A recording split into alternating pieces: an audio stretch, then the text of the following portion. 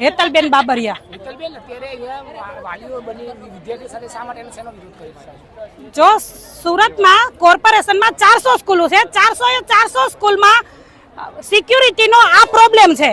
3 નામ અને કાં તો એક કામ કરે કાં તો 2 કામ કરે. આ જમાનામાં 5000 ને કોઈને પોહાતું નથી, 5000 પગારમાં. એટલે બધી જગ્યાએ આ છે, 2 પારી 1 વ્યક્તિ કાં તો ભરે અને કાં તો 1 વ્યક્તિ જ ભરે કાં તો 2 વ્યક્તિ ભરે.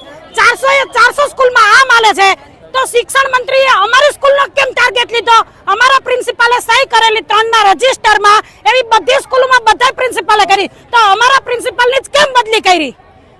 કરવું હોય તો બધે કરો, નકર અમારા પ્રિન્સિપાલ ભગત છે એને હુકમ લઈ જવામાં આવ્યા, અહીંથી ટ્રાન્સફર હુકમ કરી દીધો. સાચું તો તેને ટ્રાન્સફર કરી દીધો, કારણ કે ઉપલી લેવલના હોદ્દાવાળા બધા એની ખુરશી છોડી ન શકે. એ માટે અમારા સ્કૂલના પ્રિન્સિપાલને ખુરશી ખેવી નાખી.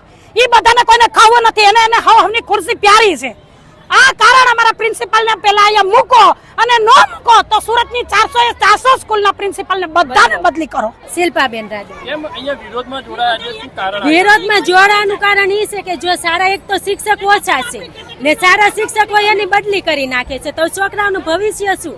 વારા ઘણે આ વિરોધી પાર્ટી વાળા આવીને આમ થાય તેમ થાય, એનો જે કાંઈ પ્રોબ્લેમ હોય એ બહાર સોલ્વ કરે. અહીંયા છોકરાનું ભવિષ્ય શું કામ બગાડે છે? અમારું કહેવાનું એવું છે ને જે અમારા શિક્ષક જોઈ જે સારા છે, છોકરાઓને ભણાવે છે ને અત્યારે આ બધું છું તો ભવિષ્ય કોનું બગડે છે? એક તો આ સ્કૂલ અમે મગજમારી કરીને લાવ્યા છે, તેમ છતાં હવે જો જે કામ કરે છે એને કરવા નથી દેવું, જે નથી કરતા એની તો વાત અલગ જ છે, પણ જે કામ કરે છે એને તમે કરવા નથી દેતા. આ રીતના બદલી કરો તો કેમ કરવું? હવે અમારે એક જ ફરિયાદ છે કે જે અમારા ટીચરને એ લોકોએ ટ્રાન્સફર લીધું એને પરત લાવે, અમારા સરને, કલ્પેશ સરને. કલ્પેશભાઈની જે બદલી કરી નાખી છે એની પાછળનું કારણ શું છે? કે શાળા અન્ય જે શાળાઓ છે એને પ્રોત્સાહન મળે શા માટે?